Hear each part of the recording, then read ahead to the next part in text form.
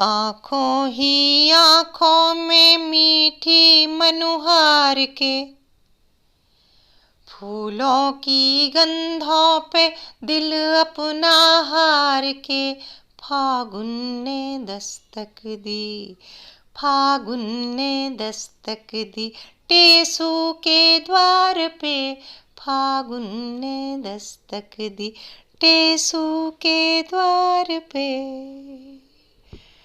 जब जंगल में टेसू खिलता है तो ऐसे लगता है कि जैसे जंगल में आग लगी हो, लेकिन इस समय हमारी छत पर सारे रंगों की छटा बिखरी है। और नमस्कार मित्रों, मैं ममता वाजपेयी भोपाल से मेरी रंग बिरंगी छत पर आपका स्वागत करती हूँ। लीजिए, मैं फिर हाजिर हूँ नए वीडियो के साथ। और बहुत बार ये मुझसे प्रश्न किया गया कि आप सीजनल फ्लावर्स पर वीडियो बनाएं। तो मैंने जब इनकी पॉटिंग की, नर्सरी से लाई, तब से अभी तक मैंने इन पर कोई वीडियो बनाया ही नहीं। बस बना ही नहीं पाई, सोचती रह गई, कुछ व्यस्तताएं रहीं। चलिए अब हम इस पर बात कर लेते हैं। अब इसकी केयर कैसे करें? ये बाहर पर है, खिल रहा है, तो कुछ खास बातें हैं जिनका हमें ध्यान रखना है अभी। और अगर इन खास बातों का हम ध्यान रखेंगे तो निश्चित ही हमारी जो ये फ्लावरिंग है वो लंबे समय तक चलेगी और फूल अधिक मात्रा में और स्वस्थ आएंगे। तो पहली तो ये है कि आप जब पॉलीथीन में प्लांट को लाए हैं नर्सरी से, तो उसको 2-4 दिन घर पर रखें। ये देखिए, पंशेटिया का प्लांट है, ये पिछले साल का है और कितनी अच्छी हालत में है। तो आप जब नर्सरी से प्लांट लाए हैं तो उसे रखें, और ताकि वो इस वातावरण का आदी हो जाए। फिर उसको जब आप रीपॉट कर रहे हैं उस प्लांट को, तो रीपॉट करते समय जो मिक्सचर बनाएंगे उसमें खाद अच्छी रखें। वो गोबर की खाद, वर्मी कंपोस्ट, किचन कंपोस्ट, या आप जो भी आपके पास है। क्योंकि ये फूल हैं और ये खाने वाली फसल नहीं है, तो इनमें मैं केमिकल भी यूज़ कर लेती हूँ। तो हम क्या करते हैं कि इनमें अगर जब मिट्टी बना रहे हैं तो कुछ दाने डीएपी के भी डाल सकते हैं। और जब हमारा प्लांट 1 हफ्ते का हो गया, उसकी जड़ें सेट हो गई, तो हम इसमें NPK 19-19-19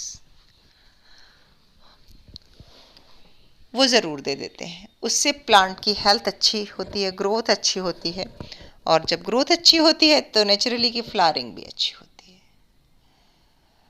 तो जो NPK होता है उसमें नाइट्रोजन, फास्फोरस, पोटेशियम, तीनों का मिश्रण होता है। और नाइट्रोजन यानी कि हरियाली, पौधे की हेल्थ के लिए, पत्तियां बढ़वार के लिए होता है।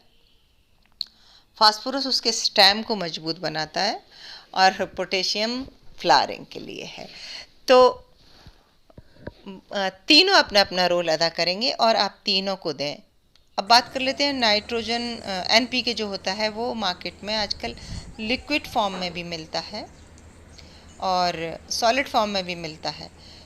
तो आप ये ज़रूर ध्यान रखें कि अगर आप सॉलिड फॉर्म में दे रहे हैं तो उसको पानी में घोल के दें। और अगर 1 चम्मच NPK डाल रहे हैं तो आपका 5 लीटर तो पानी कम से कम हो, इससे ज़्यादा ही हो, यानी कि आप बहुत कम मात्रा में दें। अगर ये फर्टिलाइज़र थोड़े भी ज़्यादा हो गए तो पौधे की ग्रोथ नहीं होगी, जल भी सकता है, नुकसान हो जाएगा।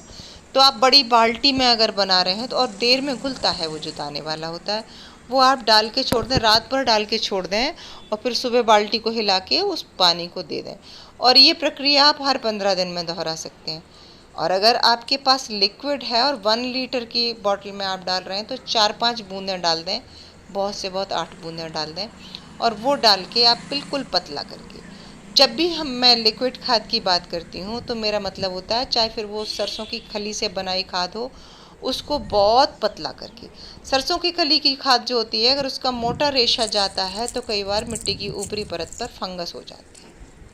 और देखिए, ये मैं खिले हुए फूल के बाद जो उसका कली बची है, बीज बनने वाला उसकी बड बची है, उसको मैं हटा रही हूँ।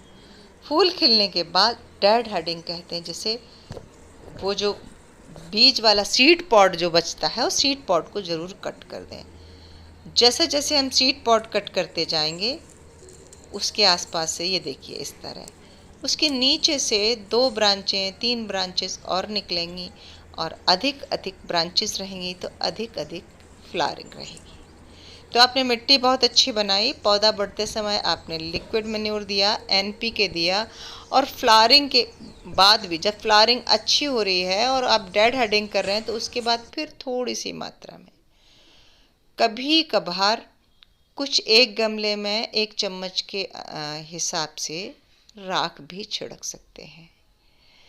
और ये देखिए जेरेनियम के प्लांट हैं और ये मैंने बीज से उगाए हैं। पिछले साल मैं बहुत सारे रंग के खरीद के लाई थी और मैं इनके बीज रखती गई थी, लेकिन जब मैंने इनको बोया तो बहुत सारी पौध उगी, पर सारे के सारे लगभग 2 कलर के ही मुझे मिल पाए हैं। एक ये पिंक सा है और दूसरा ये मजेंटा है और दूसरा पिंक है। अब वो मैंने अलग अलग कलर करके डिवाइड करके नहीं रखे थे तो शायद इसलिए ऐसा हुआ, लेकिन जो भी हो ये मार्केट से ज़्यादा हेल्दी है। तो ये भी बहुत आसानी से अगर आप बीज रखना चाहेंगे, बीज अगर आपको रखना है, जैसे मैं डेड हेडिंग की बात कर रही हूँ, तो शुरू के बीज तो आप मत रखिए। जब लास्ट की फ्लावरिंग हो और आपको लगता है कि बीज रखना है तब फिर आप सीड पॉड रख सकते हैं और सीड बना सकते हैं। मैंने ये एक्चुअली एक्सपेरिमेंट किया था जेरेनियम पे और बहुत सफलता मिली मुझे, बहुत अच्छे से इनकी ग्रोथ हुई। और ये जो जेरेनियम के बारे में अगर मैं बात करूं तो मैंने देखिए पॉली बैग में लगाया है। तो जब भी आप कोई भी फ्लावरिंग प्लांट पॉली बैग में लगाएं तो पानी का विशेष ध्यान रखें। और जब इसको लगाते हैं तो इसका जो मेन स्टेम होता है बीज का, उसको लगाते समय मिट्टी में बहुत दबना नहीं चाहिए वो, क्योंकि वहीं से फूलों की डंडियाँ निकलती हैं और दूसरी शाखाएं भी निकलती हैं, तो कई बार इसमें फंगस आ जाती है। तो इसका जो रोगों की बात होती है कि इसमें फंगस न लगे, तो मैं बताना भूल गई, आप मिट्टी जब बनाएं तो नीम की खल थोड़ी सी ज़रूर मिला लें, या फिर इसमें आप कोई भी एंटी फंगल जिसे हम साफ़ कहते हैं वो भी कभी कभार जब पौधे में फ्लावरिंग नहीं हुई है उसके पहले भी स्प्रे कर सकते हैं। इसकी सनलाइट कंडीशन की बात करते हैं तो कोई भी सीजनल प्लांट है इसको फुल सनलाइट चाहिए। जितनी अच्छी धूप रहेगी, सनलाइट रहेगी, उतने चटक खिले हुए रंग आएंगे और पत्ते भी हरे भरे हेल्दी रहेंगे। लेकिन जैसे ही टेम्परेचर ज़्यादा होता है तो ये सब विंटर सीजन के फ्लावरिंग प्लांट हैं, तो जैसे ही टेम्परेचर ज़्यादा होता है और इनको दिक्कत होने लगती है। तो उम्मीद है कि वीडियो अच्छा लगा होगा। अच्छा लगा हो तो लाइक करें, शेयर करें, सब्सक्राइब तो मुझे कर ही लें। मिलते हैं अगले वीडियो में, तब तक के लिए नमस्कार।